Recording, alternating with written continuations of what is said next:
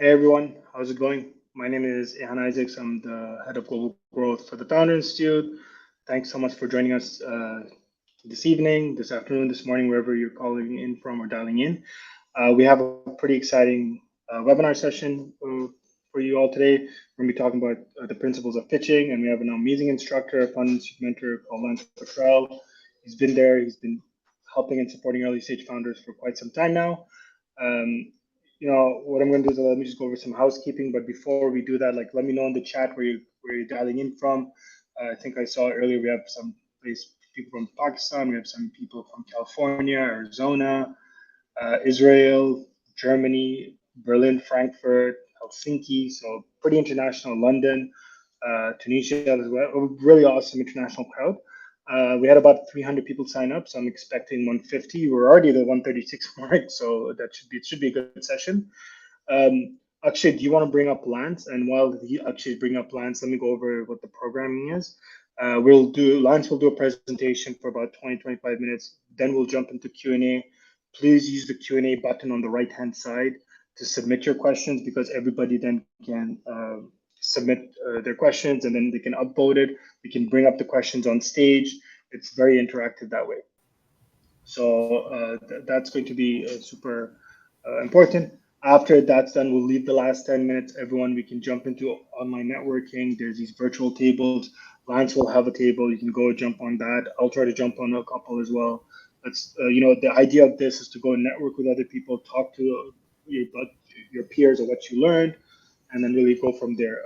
Apart from that, we have international audience. Please leverage that. We have co-founders. We have founders from the Founder Institute. We have grads. We have mentors. We have a bunch of people here today. So let's take advantage of everyone giving us their time. This is awesome. All right, Lance, are you with us? I'm here. Awesome. Great.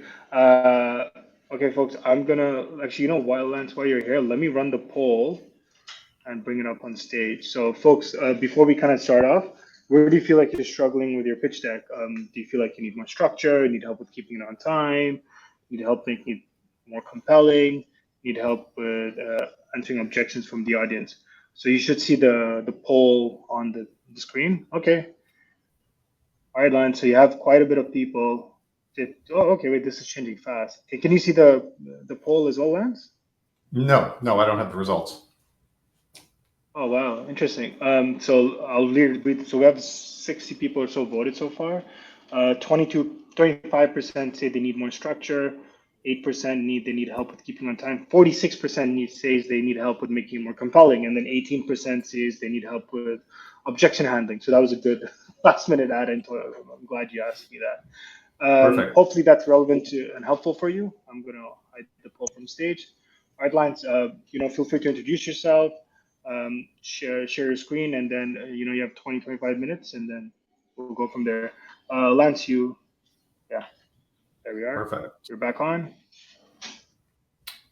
Get that sharing going. And then folks, as Lance is doing the presentation, as you can see, there's an emoji button. If you press 1, it's a clap, 2, it's a heart, 3 is a thumbs up, 4 is super cool, 5 is laughter, 6 is party, and 7 is wow if he blows your mind.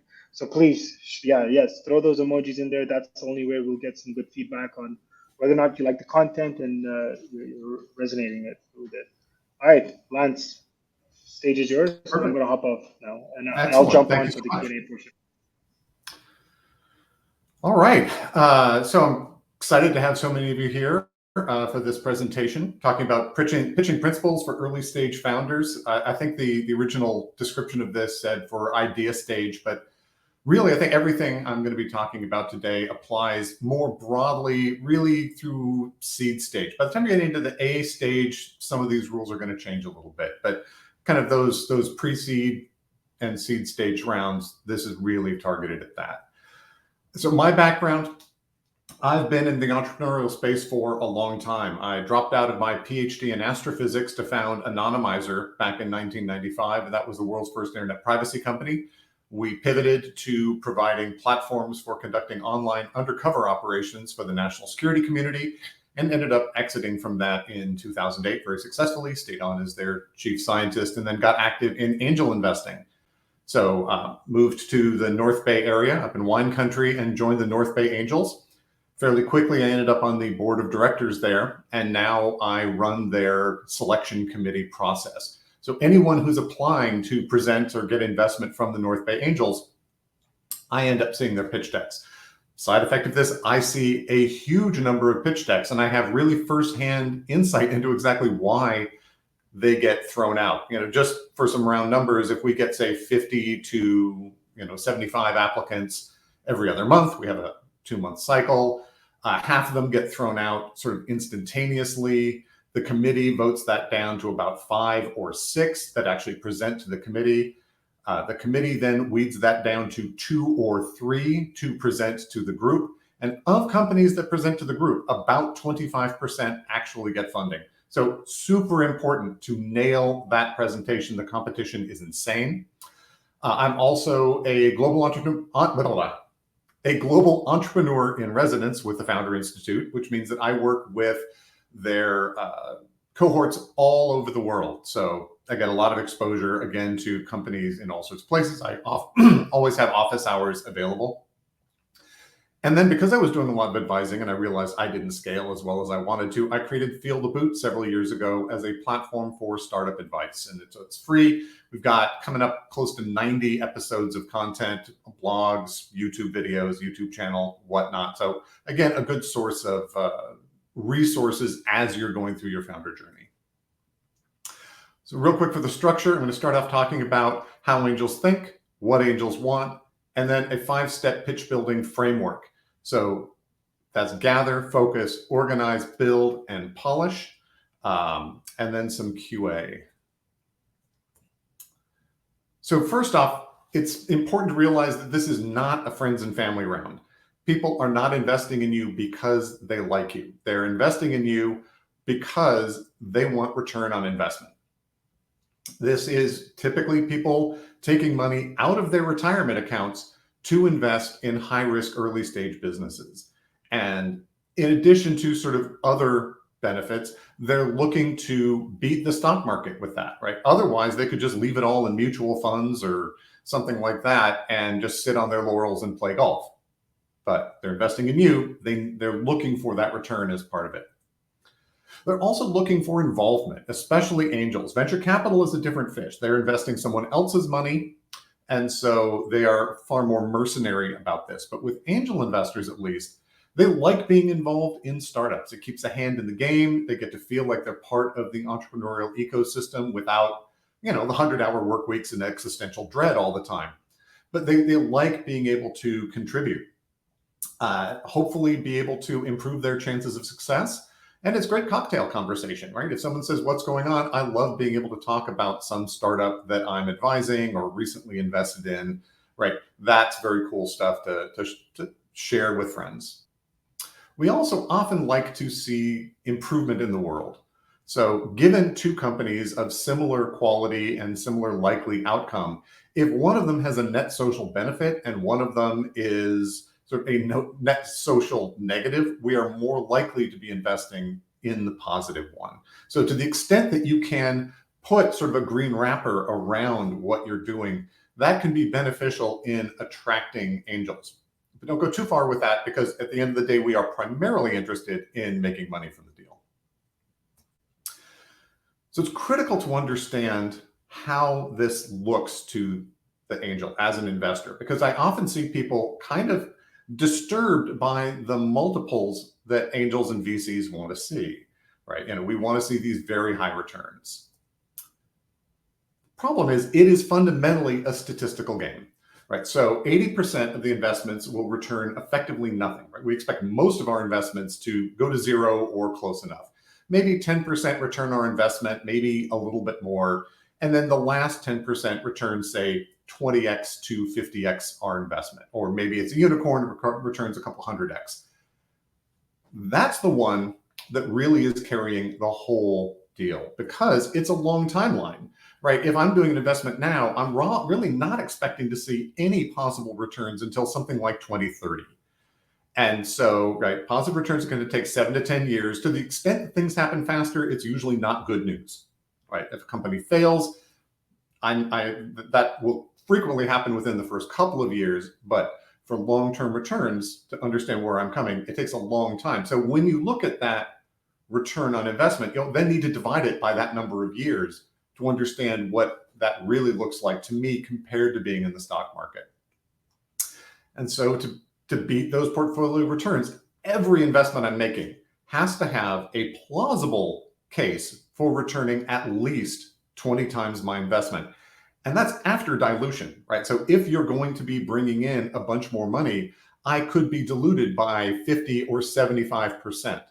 And so that, 20 now becomes 80 if it looks like you're going to lead a lot more money because my ownership shrinks down. So when people are looking at you, and this is important to understand when you're putting your pitch together, you need to be making that case for that kind of high level return. And just as a reality check, most companies aren't a good fit for angel or VC investment. You have to be a company that's shooting for the moon, that's going to have this extremely high growth rate, and that in a reasonable short amount of time will exit so that we will see that money back, right? You'll either get acquired or you'll go public, one or the other.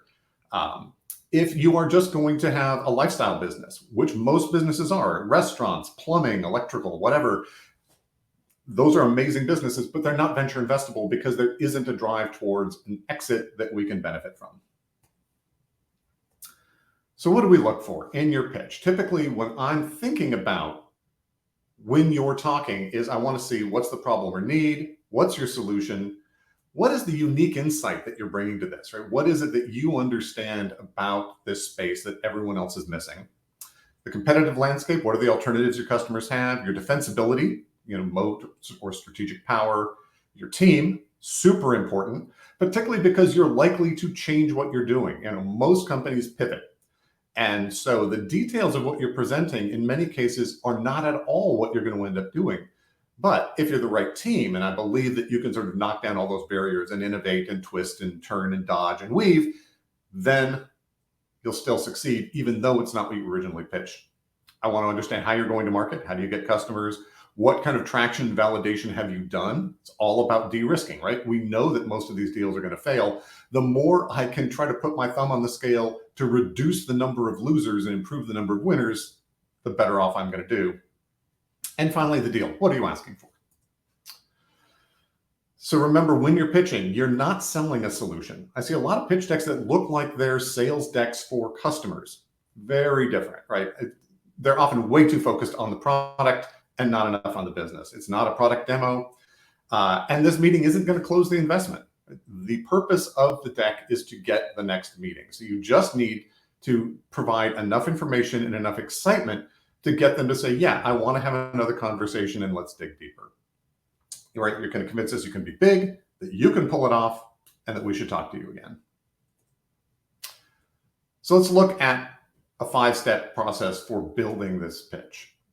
The first step is to gather information. See, a lot of people I talk to, their first move is to want to jump in to Keynote or PowerPoint or Google presentations, whatever that may be, and start work on it. But really, you want to make sure that you've got the information in hand before you get going. So the first thing, what is your problem? What is the thing you're trying to solve, the pain point, the need that's out there? And for each one of these, you want to write down basically a sentence. What's your solution from a non-technical and benefit-focused perspective, right? I want to understand why this matters to your customers, not what kind of tech is under the cover, unless you're a deep tech play. What's your secret sauce, unique insight, right? Write that down. What is the thing that allows you to beat all the other companies that are probably thinking about the same space? And what's the current status for your solution, right? Is it built? Is it prototype? Is it MVP? How far along? How well tested? What are the sort of technical question marks around that? I want to know, who are you going after? And the more specific you can be about your customer, the better, right? So jot that down, but it's not everyone or everyone with a computer. It's going to be women between this age bracket with this kind of income, with 2 or more kids and whatnot, right? The more you can niche down, the better, especially if you are a marketplace type play where Density really matters, and you need to have a high enough density of users so that when someone goes to the marketplace, they find the vendor and vice versa. No one likes an empty shopping mall.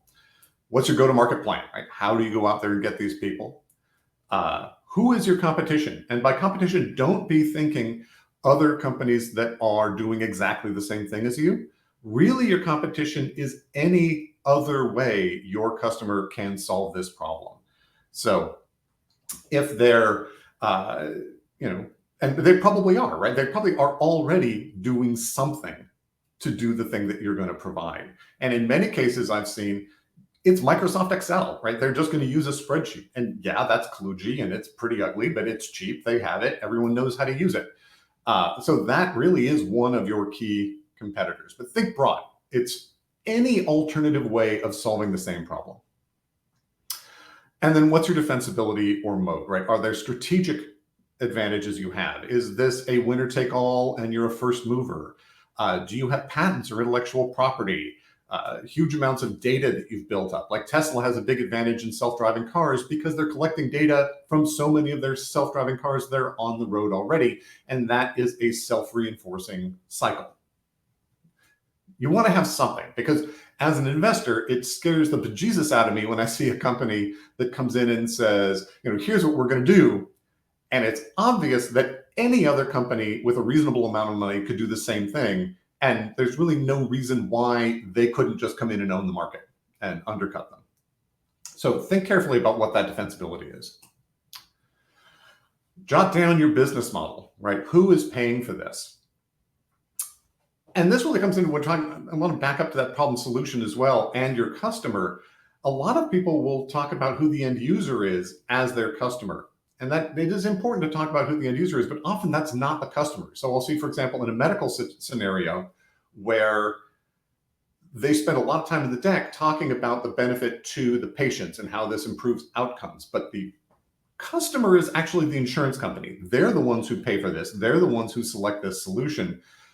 So what really matters is, what does the insurance company care about, right? Does this save money? Does it reduce total payouts? It allows, treatment and much less in secondary infections. So they're spending less money per patient, whatever that is. Make sure you are speaking to who the customer is, and your business model is, how do they pay you, right? What's the structure? Is it subscription? Is it pay-per-use? What have you? And then financial projections. This is not expected to be accurate. My most popular video is about doing pre-revenue financial projections. We know you don't have data. So that's kind of where it's at. If you're pre-revenue, you have no data at all. But we still need to understand how the business works, right? Can it function? Is it theoretically possible for you to make money? Do you have the costs of your inputs and all of those things, the cost of advertising? You've kind of got a guess as to what your CAC is going to be. Put that together and show me that this plausibly works. The financial projections also show me how you think about the business. That's really valuable. The one thing I don't pay attention to is what the actual numbers end up being, because if you're within a factor of 5 of being right in 3 years, I would be shocked. And then finally, why now, right? Is there a reason why someone else hasn't already done this? Is there some trend or overarching situation or disruption that you're able to take advantage of? Sometimes it's just the area is so unsexy, no one else is looking at it for disruption. And then why this team? What is it about you that makes you the right people to do this, as opposed to some other random group of competent people I'd grab off the street? Write that down, because that in your team slide, you really want to be selling me on the skill set, capabilities, and experience that applies to this, not just giving me a resume or a list of logos of companies they work. That really conveys very little. Tell me why these people have what it takes to do this thing. Traction is huge. I need to know that people want this. If you are pre-MVP, that means surveys and customer interviews and maybe comparable companies that you're looking at. If you've got real customers already, or a waiting list, or letters of intent, fantastic. Paying customers, obviously the best traction, but always make sure you've got some note on that customer traction and interest. And then finally, end with the ask. Typically, that's going to be money and investment, but in some cases, you maybe say if you're at a pitch fest and you're not quite ready to do that, you're asking for advisors or introductions or connections to some partners or something like that. But always have an ask. There's got to be some reason you're giving this pitch. Next, focus down. People only remember about 3 things from any presentation. Make sure you are intentional about what those things will be. So from that list you were looking at, think, what are your superpowers? What makes your startup particularly awesome? And what are the top highlights of your journey so far? And what are your superpowers? The things that other companies just wouldn't have access to. And just put a star by those on that list of things that you did in the gather stage, because these are the things that you really want to focus on as you start to build out the deck. So at this point, you just have a bunch of information that you pull together, a bunch of sentences and some stars next to things. The next step is to start organizing this and putting this together into a deck. You are going to need to end up with several decks. So you'll want to have a 5-minute deck for pitch competitions or demo days or things like that. Typically, you're not going to put in particularly sensitive information. This is going out to a public audience. And normally you won't be doing a financial ask at the end because there will be non-accredited investors in the room. Unless you're doing a crowdfunding or something where this can be broadcast. But be very careful about that. You don't want to step across legal lines. Probably want to have something like a 15-minute version for investor presentations. They'll tell you exactly what you have, but something like 15 minutes allows you to stretch a little or compact a little depending on the space they've got. And then create a read-alone version so that when someone says email your deck, or if when you're submitting to a group like mine, you're uploading the deck into our portal, it needs to make sense without you talking. And that's one of the important things about sort of decks is when you are delivering it, you want as little text as you can manage so that they're focused on you and you're delivering the information. But of course, those decks make no sense at all when you're not speaking alongside them. So the email deck actually does have to fill in those gaps, but still avoid walls of text as much as you can. In fact, it's kind of funny. If you look at the presentations I give, you can tell how much time I have had to work on them by how few words there are, right? The more time I have, the more distilled it gets, the less bullet points. There are a couple of common structures that you'll see around decks. The first is the problem solution deck. So there's something causing a lot of pain, time, expense, and there's no good solutions for it. And then your solution makes things 10 times better, faster, cheaper, more fun, whatever's the relevant metric here. It always needs to be a lot better because people already have a solution that they're happy working with. Getting them to take the switching costs and adopt a solution from an early stage startup that probably won't survive for 5 years is asking a lot. And so you need to be not slightly better. 10% better doesn't cut it. Way better is what's critical. There's the vision, opportunity, desire decks. So people would love it if this thing existed. It's not really a problem. There's no problem slide here. And then you lay out how you create that, why you're the person able to create that. Really common in game or entertainment kinds of scenarios where, the new version of Skyrim is not solving a problem, but there's a whole lot of people who would love to play more of that kind of game, and you can fulfill that. Or sometimes it's greenfield opportunities where there's just no one in the space yet. So there isn't necessarily a problem, but you're opening up a whole new vista of capabilities. Traction slides. So the traction deck is built around the success that you're having. Fundamentally, you're saying, we know people want it. We will talk about what all those details are that we do, but fundamentally, we know people want it because they're already buying it. And all we need is money to scale it, right? And so this is where you're already being successful, and success breeds success, right? Everyone loves to hear about those kind of stories because people don't want to do science experiments as investors. Ideally, we want to have everything lined up, all the ducks are in a row, and all you need is money to market it or to accelerate growth or to do something pretty straightforward that isn't a big question mark. The team deck. So this is where your team is the outstanding aspect of the company. You're all rock stars. You've done this several times. You've got a bunch of successful exits behind you, and it's sort of a we're getting the band back together again story. If you've got a company and let's say you're a deep tech company and you've got a couple of Nobel Prize physicists on there who actually developed the entire technology that you're working with, and you've got a boatload of patents around that, right? This is a team deck. You're going to be talking about the people, and that's why you're going to win. When you're thinking about organizing this, you want to be opening strong, right? People remember the first and last things they hear in a presentation. So start off with a bold statement, a clear articulation of what you're doing, something about your business, and avoid those word salad situations, right? I hear people making really strained analogies where they're, Uber meets Google or something like that. I'm like, I don't even know what that means when they say that.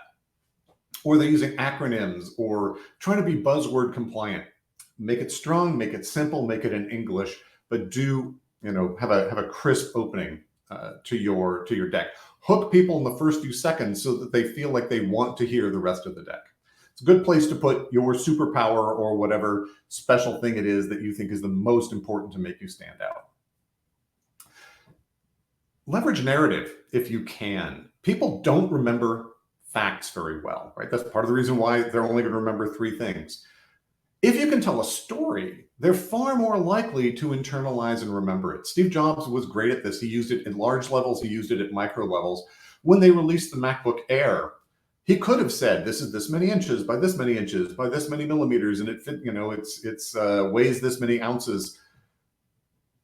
And eventually that was in the press releases. But what they talked about was the fact that it fit in a mailing envelope. It was small enough to fit in an envelope. The picture on the screen was an envelope. He turned around and pulled one out of a mailing envelope. And the next day, all of the newspaper articles talked about this thing coming out of an envelope, right? That was a memorable little bit of theater that he put on.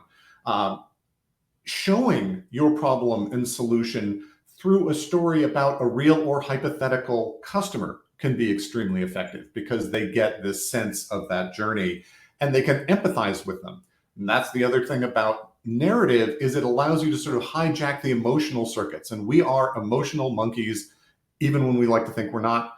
If you can get people feeling emotion and passion about your customers and the problem and what you're doing, that can go a long way. And it hacks the way the brain works and makes things stick much better. And then close big, and with a big vision or climax point. Say, we're just getting started. From this business model that we've been talking about, we can leverage into these 5 sort of adjacent verticals, or we can expand in this other way. And here's the big vision that takes us even beyond the big story I've already been telling you to another order of magnitude or 2 in potential growth. And this then is going to be the penultimate slide, because you always want to end with your ask. Now, I'm going to ask you to go super old school when you build this organization out, because when you're starting to build this deck, you're probably not going to get the structure right the first time. And so the most important thing is to make it low friction to change. So I like 3x5 cards, because you can't see an entire deck in PowerPoint on your screen and read it. Whereas you can read a whole deck table full of 3x5 cards. 1 concept per card. Effectively, it's going to be 1 card per slide. Just a couple of words, write it in big Sharpie if you can, so that you're not tempted to put a lot of text on there. But then there's no friction to making changes, right? It's not like you spent 5 minutes on some slide and then have to delete it or split it in 2. It takes 1 second to tear up a card if you don't like it, or jot down 3 more cards. And so as you're then starting to practice it at this stage. Lay it out on a table, stand there, and as though you were delivering it to someone, go through the cards. You can even like tap them with your finger or with a pencil, as though you were clicking through, and get a feel for it. And you'll often hit the spot where like, nope, I'm putting the cart before the horse. I either need to put some idea earlier, move some cards around, jot down a new card and slap it in. You'll discover that really fast. Well, there's no friction to this at this point, right? It's super easy to start tweaking things out. Iterate it until it feels good. You feel like you know the pattern, you know where your transitions are. It flows logically, right? You've got sort of a comfortable sense of movement through the entire deck. And then, master those transitions, because transition points are really critical. And from there comes the easy part. Build the deck. So just make one slide per card. Pile up your cards, boom, boom, boom, boom, boom, boom, and just type what was on the card into a blank slide. Don't worry about format at this point. And if you've got graphics that exist, you can drop them in, but don't format them. Don't try to put in backgrounds. Just go. And then start practicing with that. Practice, practice, practice. This is a repeating theme here, right? You can never go too far, but start taking this deck out to show other people, friends who don't know your business, and then have them explain it back to you. Do they get it? Do they understand what you're talking about? And again, don't spend time on aesthetics, because you're going to be throwing out a lot of these. They're going to change. They're going to evolve as you get feedback. And so you want to make that still as easy as you can. Once that gets comfortable and it's feeling really solid, now you can spend time making it pretty. If you're good at that, you can do it yourself. If you're not, like I'm generally not, go hire someone to make your decks attractive, because aesthetics do matter, right? People will judge you based on how these things look. I'm going to say be careful about templates, though. You'll see a lot of online templates for slide decks. The problem that I always have with them is they make assumptions about the amount of content you have and the kind of information, right? There'll be a business model slide and it'll have 3 boxes on it, which kind of means you need to put 3 things in there. But your business only needs 1. Well, if you only do 1, now it looks like crap because it's not really laid out correctly, or they've got too much text. So if it works perfectly, it's great, but really worry about trying to bang a square peg into a round hole. Form should follow function, and it really needs to be led by the content you want to share. And then you want to polish it. More practice. Now that you've got it finished, get out there, get it back and forth. Don't memorize it, right? Because I want to make sure that you can be pulled off track by a question and get back on track again. So don't have it fixed. Don't read it as well, right? Don't read a script. It sounds wooden. And again, someone asks you a question, now you're off track and you're trying to get caught back up, and it's this big mess as you're shuffling through papers. And that's where you see people sort of freeze like a deer in the headlights, because where was I? What word was I on? What was the next word? Whereas if this is all relaxed, it's more like jazz, right? You want to be improvising and speaking extemporaneously about this. You know the point you're going to make, right? Each slide has a very specific point, so you're not going to wander a lot, but you still can say it in your own words. It'll be a little different each time. And say it with energy, right? When you're reading it, you sound dead, and you want to be feeling dynamic. You need to do this until you get through the uncanny valley. There's going to be a point when you're starting to practice it where it feels like you are on rails, and it will feel kind of wooden. It's very common. And the only way out is through. You just need to do it and do it and do it and do it until it feels comfortable. People who are natural public speakers, this comes much faster. It is a learnable skill, but there's no substitute for doing it a lot, especially in front of people. Record yourself doing it. It sucks. Everyone hates being recorded and watching themselves on video. Do it anyway. How do you talk? How do you present? Are you easy to understand? Do you emphasize things, right? Are you leaving pauses to allow key information to land? How's your posture? How's your clothing, right? Do you look professional? Is your background good looking? All of those things matter. Studies show that how you look matters the most, how you sound matters the next most, and the actual words coming out of your mouth matter the least. So good time to put that in. Pay attention to filler words. Learn to avoid and Silence is golden. When you're not sure what to say, just shut up. People generally assume that you're being profound rather than freaking out. So let silence linger for a moment. Get your head together and talk. Don't feel the need to fill the air with something. And are the worst. Start pitching as much as you can. Pitch fests, low priority investors, right? Because your pitch still probably sucks. Anyone you can get that you can get in front of, because you want to iterate this like crazy. Take notes. Have someone else take notes so that they can keep track of where you made mistakes, where you went off track, where people got confused, what questions they asked, where you were getting pushback, because that'll allow you to then fix the deck.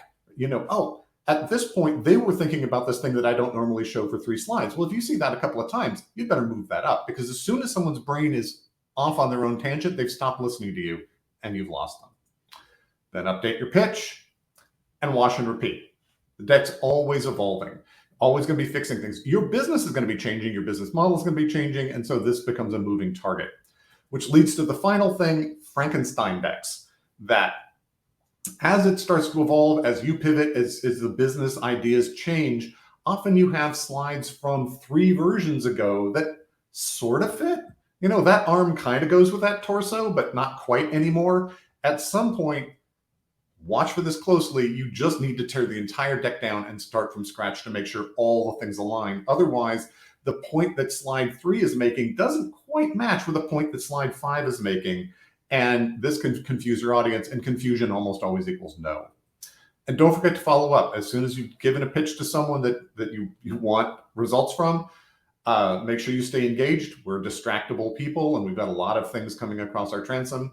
So don't let a lot of time go by. Even if you get a no, ask if you can put them on your mailing list and stay in touch and maintain that warm contact, because a lot of no's are not nows. And in any case, they may be able to help you in some non-financial way with advice or introductions or something else down the road. And I think that's it. So we can go to Q&A now. And thanks very much. Again, you can find me on pretty much all the socials at Lance Cottrell, and you can also get lots of free advice at FeelTheBoot.com. Awesome. Thanks so much, Lance. I sat through a lot of these presentations, and I can be biased here, but I really enjoyed yours, like the others. But if I had to give you a bit more extra points, I would. I love all my presenters, but I think yours was extremely informative and very helpful. A lot of individuals showing you the love. All right, folks, let's kind of jump into Q&A. I think this will be good. So again, please, there's a lot already here, Lance. So I don't know how many of these we'll do. I want to probably do like 5 or 6, and then we'll break out into the networking tables. But folks, please submit your questions. Read the existing ones, upvote it. I'm gonna be reading and presenting at the same time. But let's kick this off. So Samson's asking, hey, being a solo founder and you don't have a team, what's the chance of being successful? So it really depends on the kind of business that you're doing, I think. If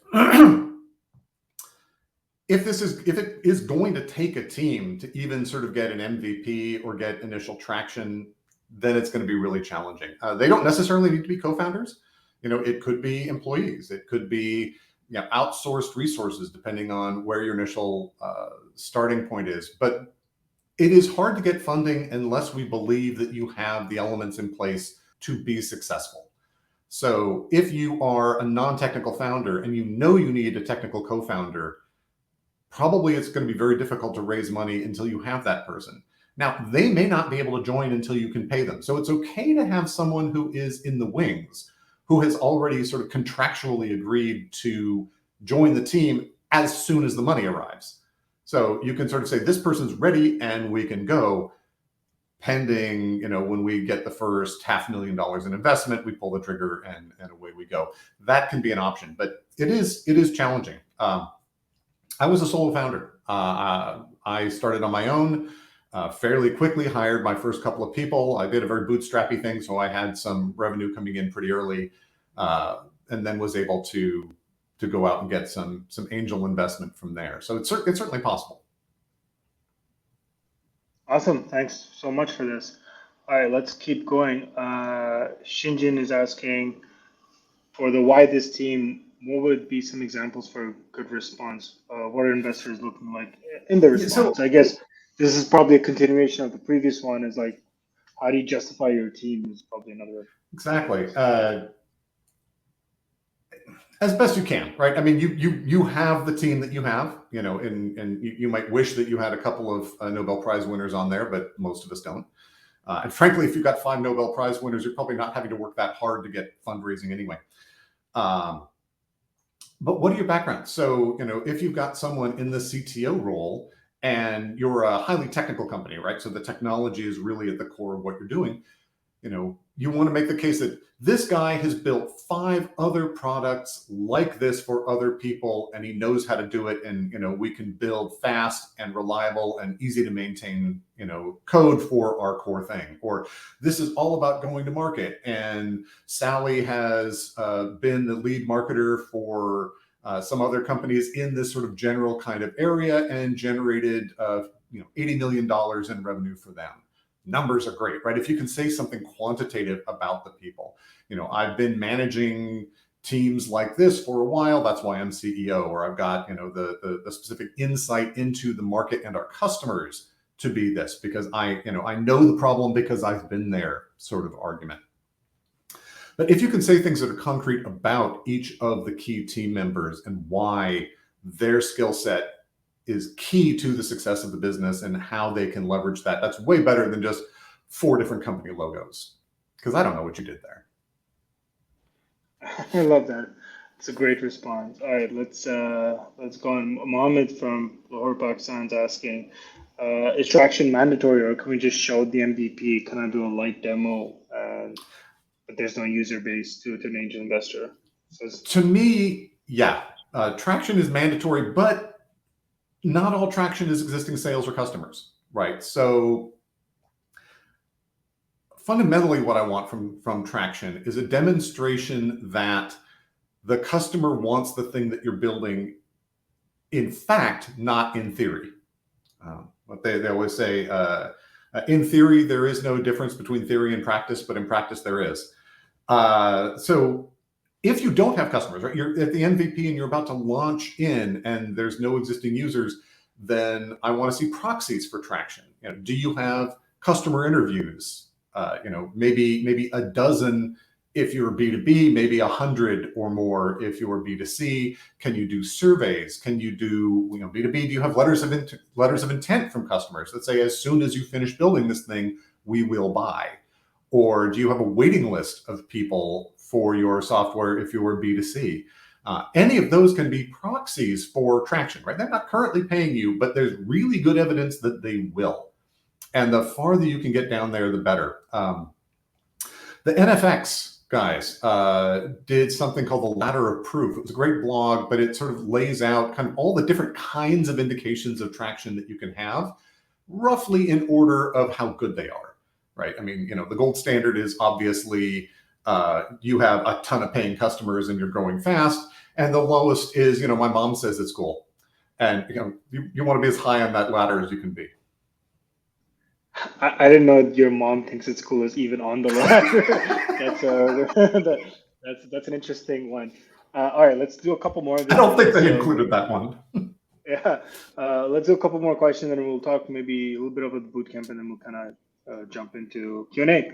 All right, so Stuart from Czech Republic is asking, what about the backstory and determining passion? As a reviewer, So backstory is an interesting one. I think it really depends on how good your backstory is. There are cases in which that is really key. It is the why me, why now is your backstory and how you got into this. Other times, that's much less important, less interesting. You don't need to have that as much. I do need to sort of see and feel your passion around it, though, because the startup world is brutal, and you're gonna have these periods that just really suck, and you're asking yourself why you're doing this, and it's a slog. And as an investor, I need to believe that you're not just going to jump when it gets difficult, that you're going to stay in the game and keep working, right? That's one of the reasons why passion is so important. In my startup, during the dot-com collapse in 2000, we spent 18 months with less than 3 weeks of working capital in the bank, right? That was whole loads of no fun. But we were extremely passionate about what we were doing, and we worked out how to make that function, and were able to eventually, climb out of that and build the revenues. But yeah, so the backstory is great if it's a great backstory. If not, you still do need to clearly have passion for it. If this is something where you're doing it just cynically because it looks like a good business to be going into, I question your willingness to stick with it when it sucks. I love that, man. All right, let's do one more. I think this was good because it was implied, but you didn't really talk about it. It's like how long should your pitch deck be?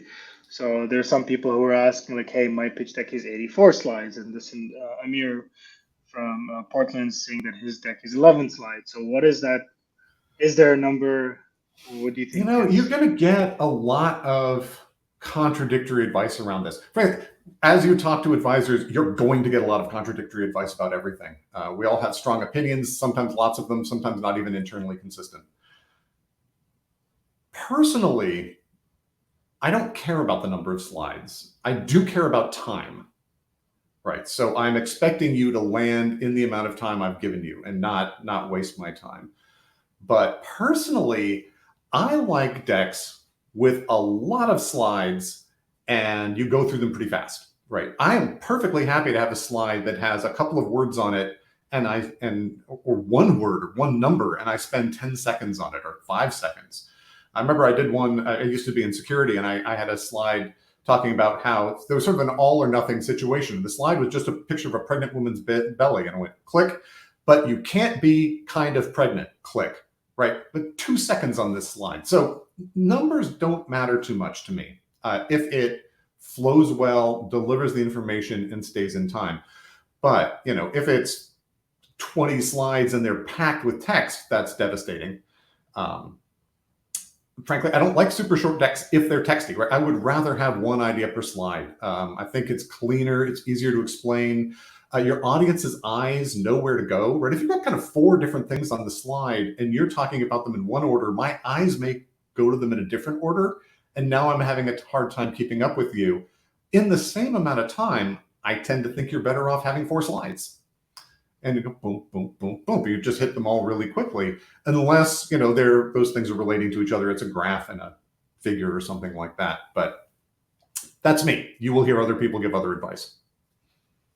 I know. I think a lot of people with people's attention span, like they want to see like just they want to see and get like movement, for lack of a better word. Like so, you need to be constantly presenting new information, and I love that 1 or 2 words per slide. Like that's where it is. You don't need to have a busy slide like pictures 1,000 words and just quickly burn through that as much as possible. So I like how you say like rethink about it. Don't think about the number. Think about the amount of time it'll take you to go through this, and actually, I guess, communicate your value. Folks, Oh, there's and a that brings lot up more another questions. point is before we break here, don't talk fast, right? There's this real tendency, especially when you've got a short timeline, to pack in as many words as you can into the time available. And this is terrible because it turns into this just freight train of words going by, and I don't have time to understand it or think about it or internalize it. And what matters is how much your audience takes away. So ironically, you can usually communicate more by saying less and making sure that what you do say lands. Yeah, that's great. Another great piece of advice. Uh, Folks, we're going to wrap up here shortly. I think what I wanted to give Lance an opportunity to chat about is Lance is going to be hosting a boot camp in a couple of weeks, talking more about this around pitch decks and like what makes a good pitch deck for fundraising purposes. I'm going to throw in the chat already if you guys want to check out the landing page. Lance, do you just want to quickly talk about your upcoming boot camp? It's like 2 sessions long, but like, Yeah, so it's effectively going to be a much deeper dive than this. We had very little time, so I was smoking through each one of these points. It will be talking about the same framework, but expanding on that greatly, really digging into how to think about these. I'll be talking about all of the common slides that you may choose to put in your deck and exactly how to structure them, what should go in them, why you should build them in certain ways, the kind of information you want to get out of them. And then we'll be having everyone for homework actually build their slide deck from that structure. And then it's a 2-day webinar. And the second session will actually be going over them and doing reviews and deep dives on the decks we've got, giving live critiques. And I think that'll also really help everyone understand how this works in practice and see, because you'll often think you've done the thing, but it turns out that it hasn't quite captured it yet. And so that's a really effective structure. perfect. Yeah, thanks. If you all want to learn more about the bootcamp, the link is in the chat. You go there, there's a type form, go through that, and then you should be good to go. It's pinned to the chat as well. All right, folks. Lance, thank you so much. This has been very informative. I saw some questions about the recording. We'll shoot out the recording shortly. You will usually get it within 24, maximum 48 hours. If you don't see it in 48 hours, go to fi.co/YouTube. All our webinar content lives there, but we will also send it out to you so you have access to it. We're big proponents of making sure that everyone has access to great content and we have access to great mentors like Lance. Lance, any final words for the audience before we break into networking? Yeah, I mean, I think I'm really looking forward to talking to you all. If you've got specific questions or want to bounce things off me, I'll be hanging around here for quite a while to go one-on-one with all of you. All right, perfect. All right, thanks for everyone. We're going to end the session now, and then we'll see you in the networking tables. Thanks, everyone.